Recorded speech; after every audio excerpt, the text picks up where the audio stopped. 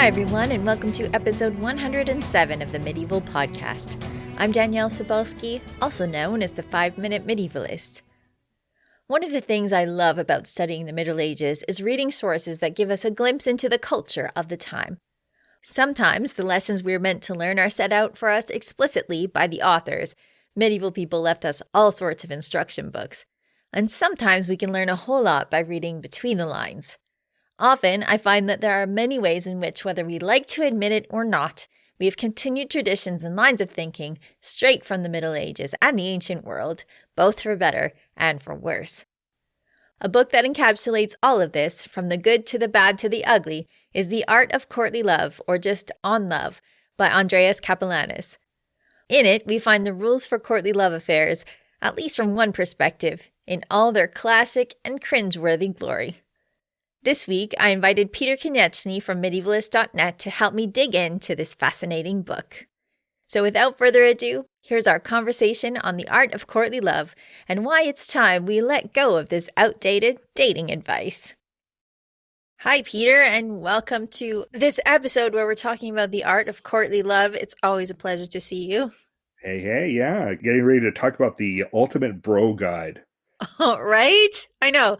This is such a great source because to me, it's like by turns hilarious and infuriating at the same time. I think we should start at the beginning, though. So courtly love is a tradition that is said to have started in the southern part of France.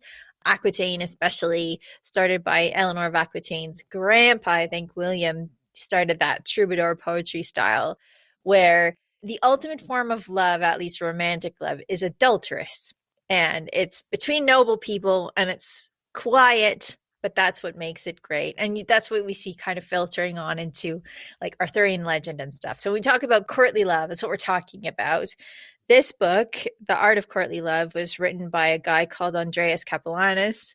So Andreas the chaplain. So it's written by a priest who apparently it seems to have worked in the court of Marie of Champagne, who was Eleanor of Aquitaine's daughter with her first husband, Louis. I think that's all the background we need for this. What do you think, Peter? Yeah, he's not much of a chaplain. Anyway. No, no, he's really not. But that is pretty much all we know about Andreas. This is the only book of his that exists, although I'm reading the Norton version. The translation is by John J. Perry, and he mentions at the beginning that there are a few charters that were signed by Andreas as well as Marie of Champagne. So he's like, he appears, but he hasn't written anything significant otherwise. At least we know he was around, that they actually knew each other in the court. He was just one of the courtiers. Chaplain, I guess he had needed some sort of title. Yeah, he says he's a chaplain, but like you say, he's not very good. Okay, so Peter, you're calling this the ultimate bro guide. Why do you call it the ultimate bro guide? You know, it's something that I think my friends and I would be saying the kind of same stuff when we were younger. Gosh, I hope you've evolved since then, man. I think yes, I have. But like, it's like, yeah, if you kind of imagine that bro culture and teenage hormones and college life, I guess that kind of thinking that's just meshed in here, and it's very much, you know, hey, we're men. How should we deal with women, if at all? With a bit of the kind of like, oh, and also here are women's views, which Yeah. Which I think come up a bit in like these court cases of the courtly love, but Yeah. It's the strangest book because I don't know what to make of it. I don't know if it's satire or it's real, and that's being a big debate. Like, how much should we believe this? Because is this kind of like a fun take on courtly love, or is this guy serious? Are these rules serious? Yeah, it's hard to know. There are things in this book that, well, I guess I should explain the layout. So he tells you a little bit about love. Then he goes through these dialogues between people, men and women, and how they might potentially get together, get it on, fall in love. Although the sexual aspect is a pretty big deal in this. And then he's got a third part where he says, love is terrible. Just be a good Christian instead and don't fornicate. It's bad. So that's how he lays it out. It's also, in a way, it's written to a guy named Walter, which we know nothing about, but he's probably like a young knight. I kind of just imagine this is just a fictional character, right? It This sounds this like will all it. be it. And that, like, this is my advice to you. And he starts going on. It's very kind of like choppy, right? It goes from one section to the other, and it's weird. Like, I don't think it's the greatest work of literature, put it that way. No, it's not the greatest work of literature. Okay, so I'm going to get down into the nitty gritty a little bit. So at the beginning, he talks about who is eligible to be a lover. And so, like, this is one of the sections I think is kind of hilarious because as a chaplain, he might not have had like a wide range of experience. So, for example, he says, well, love suffering right at the beginning comes from overthinking, which I think is fair. But he says, people who are eligible to be lovers, it has to be hetero because how would gay sex even work? Yeah. Obviously, it doesn't work.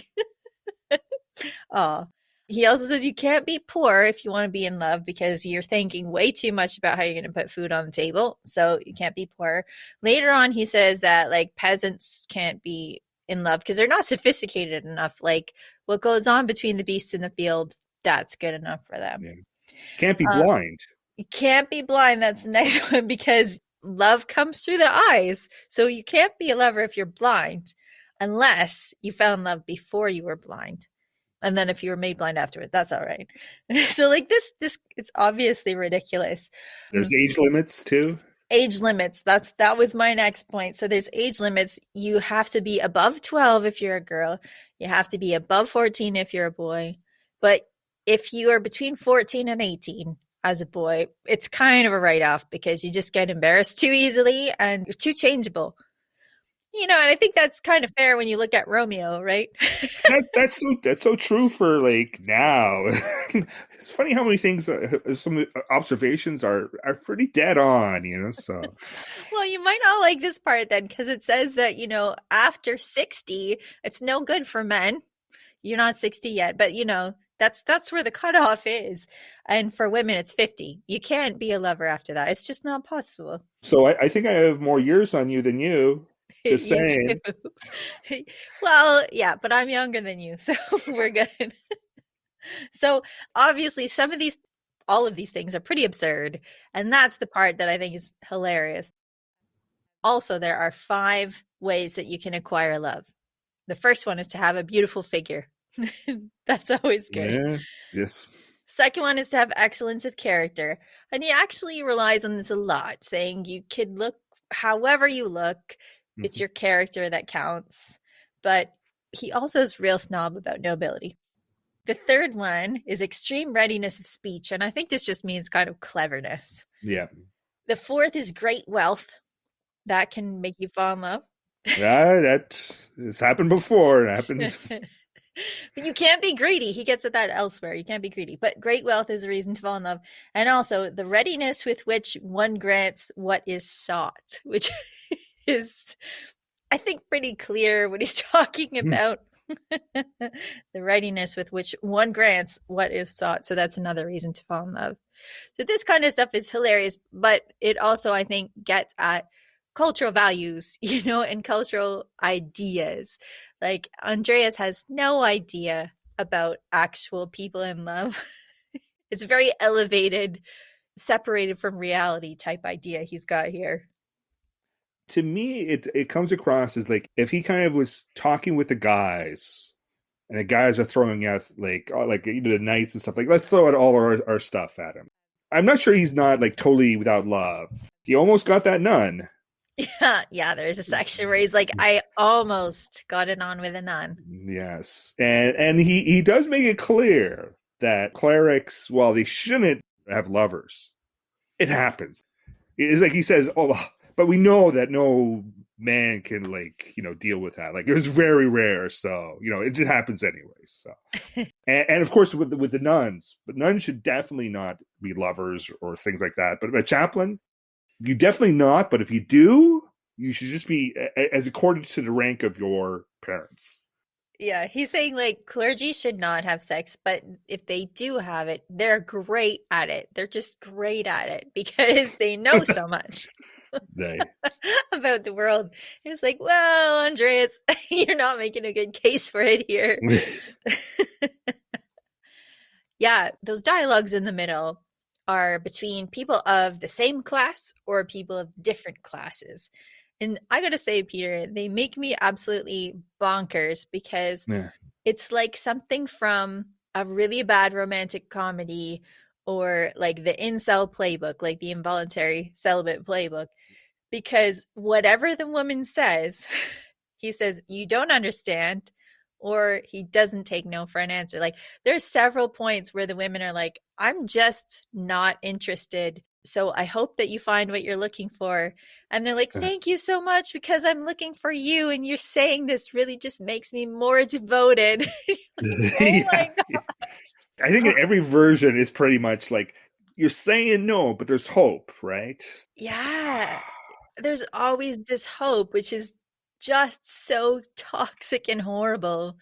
It's bad. Yeah, it is very interesting. Like, and it's the nobleman with the slightly less noble woman, the woman with the slightly less noble man. Like, how did everyone? All these little interactions, and there's all these long speeches, right? Yeah. Well, that's They, typical for a medieval yeah, source. Well, there was one time where it was the noble man and the middle class woman, so like a tradeswoman or from a trades family. And what was he saying in that one? He was saying, you are totally free to not love me if you don't want to. But if you don't give me this hope of love, it's legitimately homicide. You're killing me. I'm going to die from love if you don't agree to this. And she's like, well, I'm actually free to love whoever I want. And he's like, that's true, but know that I'm going to die. I would like to say that these things are not part of our culture anymore, but you still see them popping up. And it goes way back to this and even further to Ovid. yeah. I can see these conversations happening now. Like, it's not something that, like, oh my gosh, like, and maybe in part is like this book has been so influential on like ideas of love and sex and things like that people still carry this kind of ideas forth, right? There's a section like just past that, like you're talking about other situations, like men, should you go after women that just want something, want gifts or money? And like he says, no, definitely don't do it. They're just like prostitutes. Yeah. And that, I think, would be something like teenagers would say, or young men would say to each other, right? Don't date her. She just wants your stuff. The idea of a gold digger, right? Yeah. Andreas kind of gets at the fact that it could go the other way, but usually, in his view, it's the women that are the gold diggers.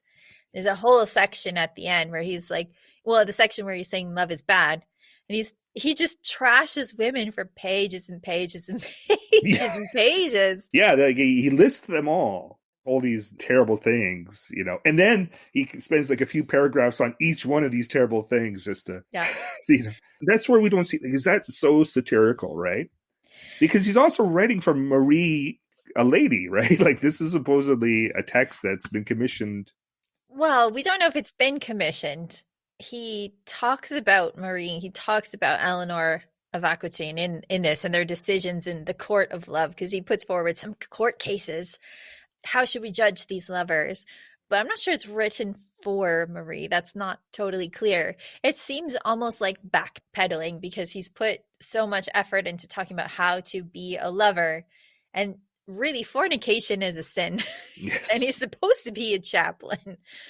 So that whole third section is all that very typical medieval Christian idea of how women are bad, how fornication is bad, and that. So I'm not sure that it's satirical. Actually, Yeah. it seems pretty straightforward to me. Yeah, like there's stuff like he says, like, your friendships with your other men, your male friendships will suffer. That's the, bros before, Yeah. they, Yeah. and he seems to be flipping back and forth between like, this should be emulated, this is real, and this is what you should do, and then like, don't do it. Yeah, there's a push and pull definitely in this, especially because at the beginning he makes these arguments like love actually makes people good. It makes people do great things. And he often says within this, like, no good things are done. No one does any actions except for the sake of love, which is again kind of like where people are only doing things in order to get a reward for it. I do want to come back to that in a second, but he does say that having a lover, an adulterous lover, makes you chaste in a way, he argues, because it means you don't play the field. You're so in love. You're just sticking with one person. Yeah. So actually, that's pretty good. He does put a lot of importance on just having being with one person. And married love is not that, right? Yeah. You know. Yeah. He actually lists marriage as one of the things that will kill love. So, like, there's a section called, like, things that will kill love, basically. And marriage is one of those things. But it was also like you spend too much time together, that will kill love. Mm-hmm. If one person gets poor, that will kill love too. Yeah, well, the things that I find disturbing about it are the things that are still around right now. Like these ideas of the things that make you increase love are absence. It makes the heart grow fonder, but also jealousy and envy. These things will make your love stronger. And one of the things that you should do if you're testing your lover is to make them jealous, because if they get jealous, then you know that it's true love. And if they're not jealous, well, obviously they're not that into you. Well, I've heard it said that like the Middle Ages, people weren't emotionally mature, Oh, and a that's book not like fair. but a book like this, geez, it just kind of rates into that, right? Because it does seem like that these are people that really can't control their libidos or emotions or know what they're doing or have a straight mind into these things, right? Yeah. Although that's like saying that people in this century are the same way because you've read a book by a pickup artist, you know? Yeah, it's exactly. You can't base it based on like one person's. I mean, like, you can't see Peter is laughing really hard at this, but I think it's equivalent. No, it's equivalent though, because he's trying to tell people how to get it on. It is a pickup artist book from the Middle Ages, which is kind of weird, It especially written by is a chaplain. written by a chaplain who at the end says, "Don't do it." Yeah. But Well, yes, it makes it a fun read, that's for sure. well, coming back to the pickup artist thing for a second, one of the things that is kind of disturbing in this book, it's like real theme. It's a very medieval thing, but it still exists in our culture. And Eleanor Janig has talked about this quite a lot on her blog, Going Medieval, and probably on the many podcasts that she's visited since visiting ours. But she talks about this idea of love and sex being transactional, right? So, like, if I do these things, then therefore you must give your love to me. I mean, it only makes sense. So there's a lot of things where the men in this text are saying, if I do these things, then you are going to love me. You said you're going to, it's fine. And they make arguments like, well, you're not in a relationship right now, or you don't have a lover on the side. So therefore, you should be with me. And a lot of these arguments are still around, actually, in a creepy way. Well, no, it's always creepy. Let me just say that for the record. This is always a bad idea, thinking of love and sex as transactional, but it's actually pretty disturbing to know that these things haven't changed all that much since the Middle Ages. And again, before that, because much of Andreas's arguments are based on Ovid, at least in the notes that I've seen. So, what do you think, Peter, about this idea of a transaction? Like a man has to perform these actions in order to be deserving of love, but also in order to have earned it. Like it's something that he's earned, that's something that must be given to him in fairness. Yeah, I think in this way, this is much of a rule book, right? And this is him saying, if you play by these rules, you will get love.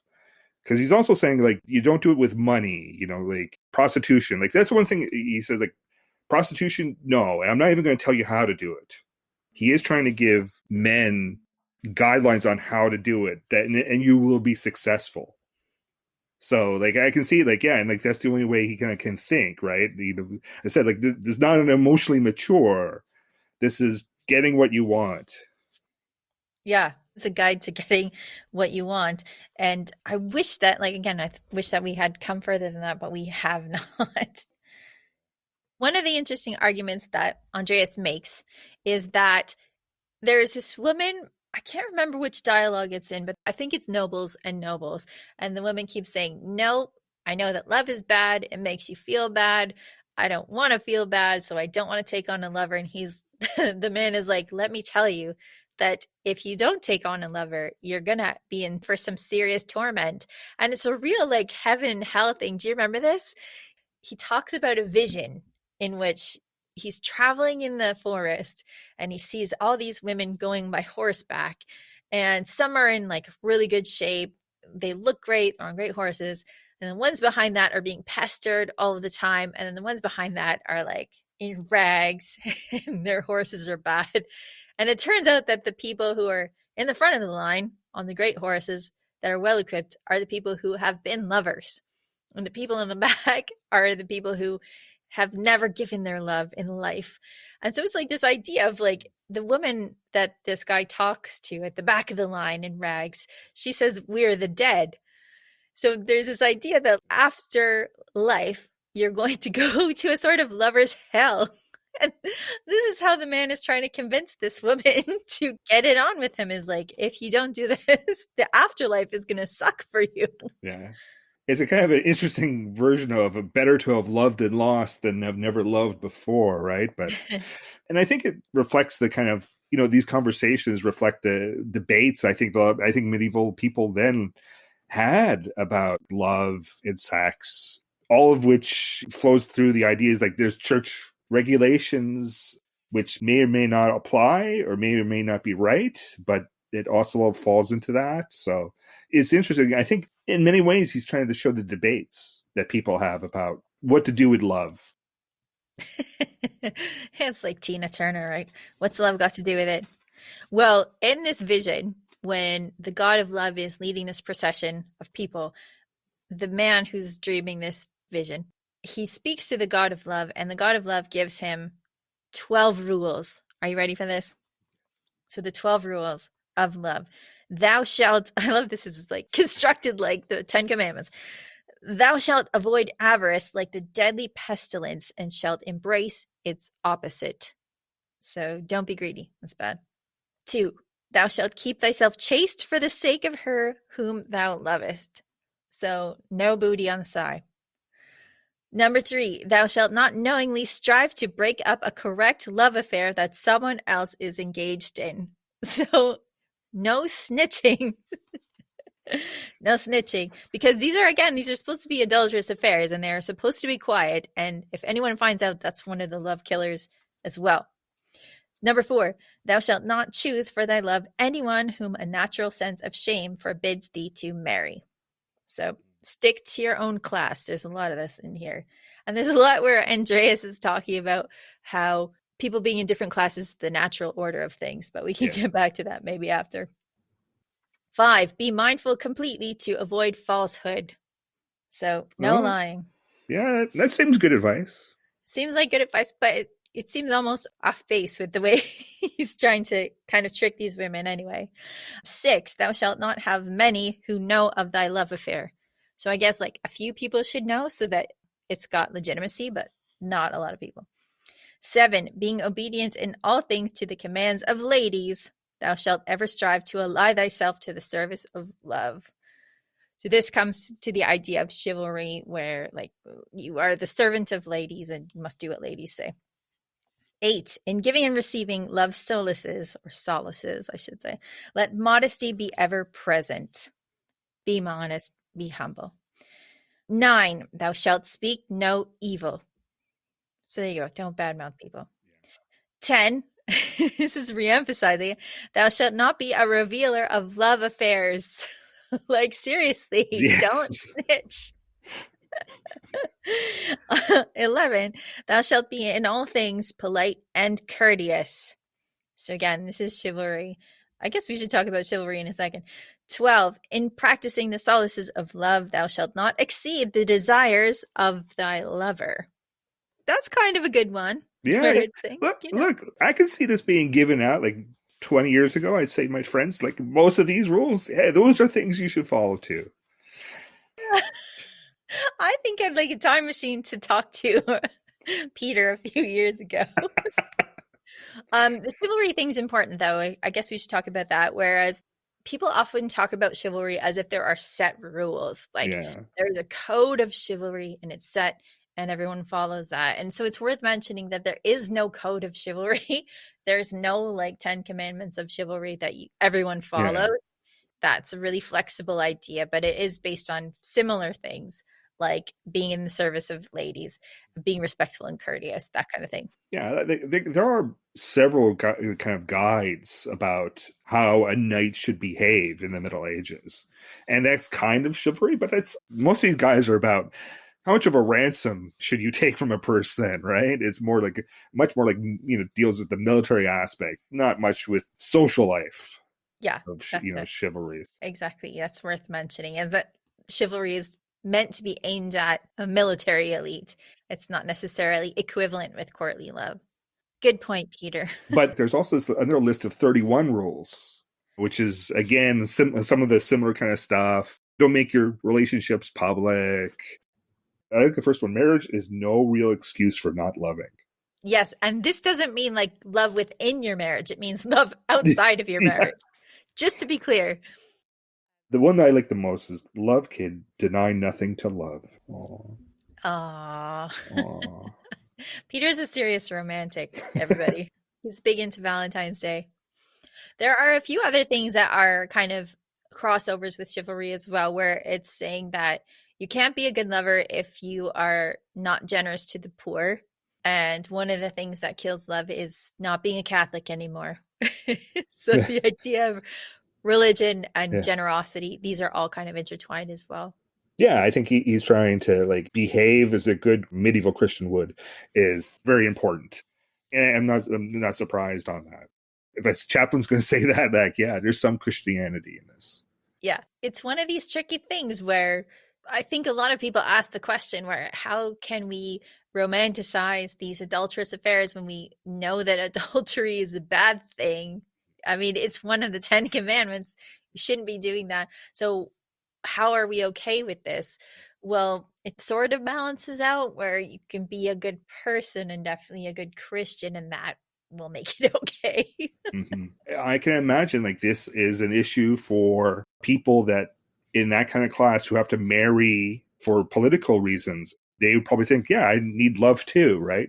But I'm not going to get that because my husband has to go on crusade and he's gone for like 3 or 4 years, or I never met this person before I got married. Like they're probably, wondering, what do I do? So when you mention that, I think about aristocratic marriages where often an older man will take a second wife who's quite a lot younger for the sake of having children, having heirs. And one of the arguments in here is between a man and a woman, and the woman actually says, I'm pretty young and it grosses me out, the idea of being with an older man. And he's like, well, you're wrong about that because my age makes me super wise and I've done all these great deeds and a younger guy hasn't had time to do all these great deeds. And he's right. Like, one of my favorite things that he says is that like we see a lot of people who are older that have white hair, but also young people that have white hair and older people that have dark hair. So you shouldn't judge people by their hair. It's kind of funny where I guess what I'm saying is that you kind of imagine, or I kind of imagine this mismatch in aristocratic marriages where the age gap is a problem. And then here somebody's actually seeking out a lover who is actually much younger than they are.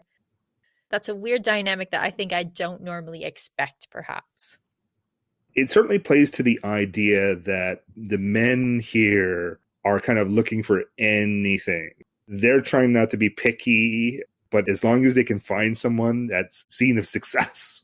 It's funny because, there's stuff like, you shouldn't buy love, right? But then you should use your wealth.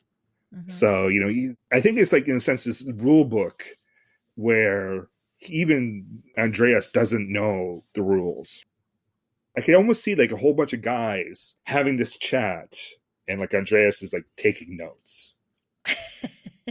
I think he probably is a player in the game as well. Yeah. Talking about Andreas, this was actually an article that I did a long time ago. It's been one of the most popular articles I've ever written. Actually, it appears in my first book, which is like how to tell if your 12th century lover is just not that into you. And he does like get at some of these things which are pretty true today. Like I don't agree with many of Andreas's ideas about transactional stuff and all that, but some of his observations about human nature are true, where it's like if your lover doesn't, they're not as enthusiastic anymore in their solaces, or they're avoiding your messenger, or they're making themselves a little too pretty, they're probably not into you anymore. I think that's kind of fair. If you're avoiding someone's messenger, you probably don't want to talk to them. It is a complex world. People don't ask each other, "Oh, are you in love with me? Do you really love me?" Can we be a couple? No, it's all just, let me send my servant with this flower, and if you clip the second petal off the flower, I know that you love me.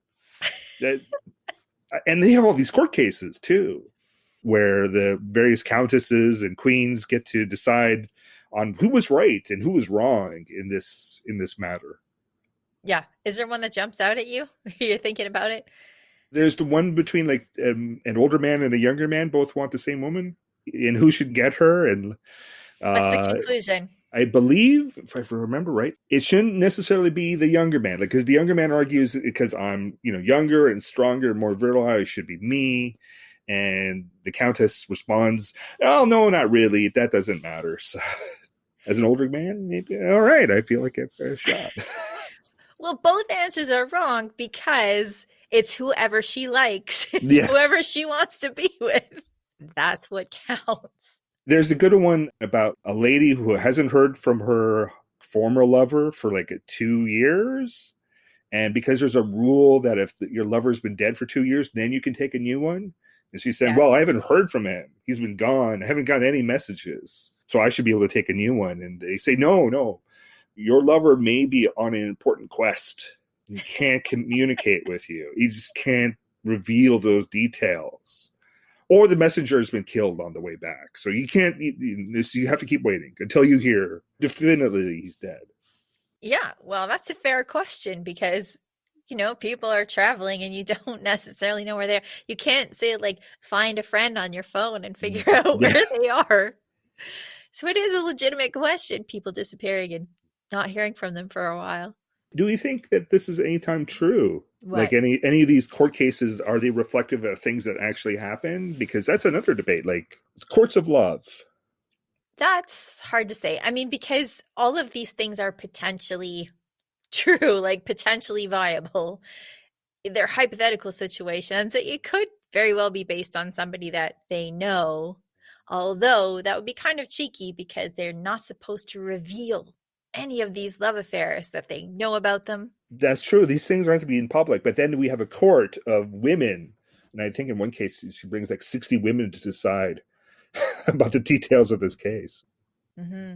Yeah, it's in that weird medieval space where women are ostensibly on a pedestal. They are meant to be obeyed. You're meant to be their servant. But at the same time, they're horrible. They have Yes. every fault in spades. So it's that weird space where you have these women who seem to be the only people who have any authority when it comes to love. At the same time, they should be always ignored because Yes. they're just terrible humans, inferior in every way. And that's what makes this book such a weird, weird read, right? He gives us every opinion. Oh, Yeah. Yeah. So in conclusion, my thoughts on this in conclusion, this is a book that tells you kind of a lot about medieval culture and their values in ways that are both, I think, a bit hilarious because of Andreas's innocence and his ridiculous prejudices. But it's also a little bit disturbing that people think we've evolved, and actually many of the cultural things that we fall back on when it comes to love that we see in our culture are kind of stuck in the past. So maybe we need to look at this as a way to see where maybe we can improve from here. But again, it's a really interesting book because it has all of these things in it. and I would just say, don't give this to your teenage boy to read. Wait till No. he's older. And wiser like you, right, Yes, Peter? exactly. Because I'm Yes. wise. Don't give this book to anybody without prefacing it by saying, This is actually a terrible take on everything. This could very well just be satire. It could be satire, but I have my doubts. We'll let people weigh in on social media Yes. as they are bound to. All right, Peter, what's on the website this week?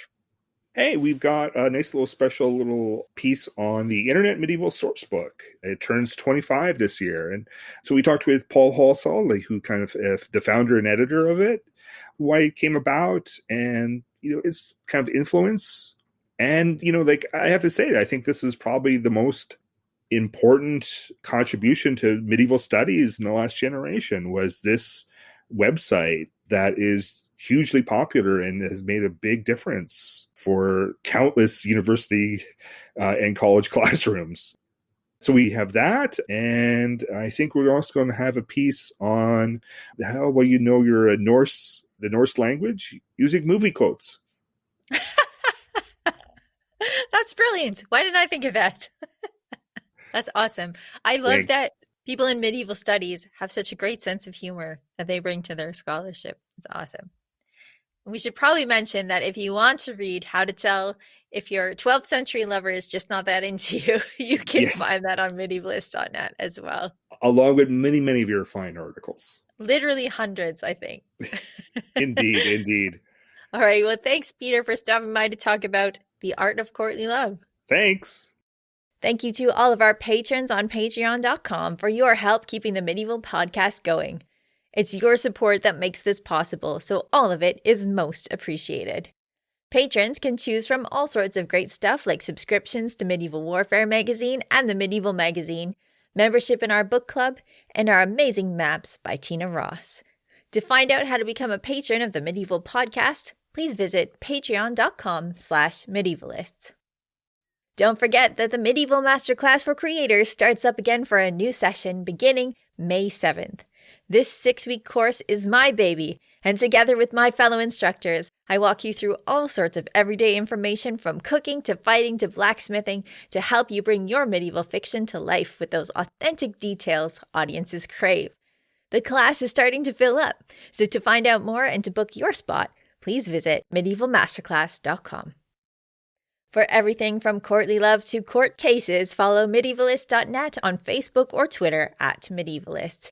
You can find me, Danièle Cebulski, on social media at 5MIN-Medievalist or 5-Minute Medievalist. And you can find my books, including Life in Medieval Europe, Fact and Fiction, at your favorite online bookstores. Our music is Beyond the Warriors by Guy Frog. Thanks for listening, and have yourself a wonderful day.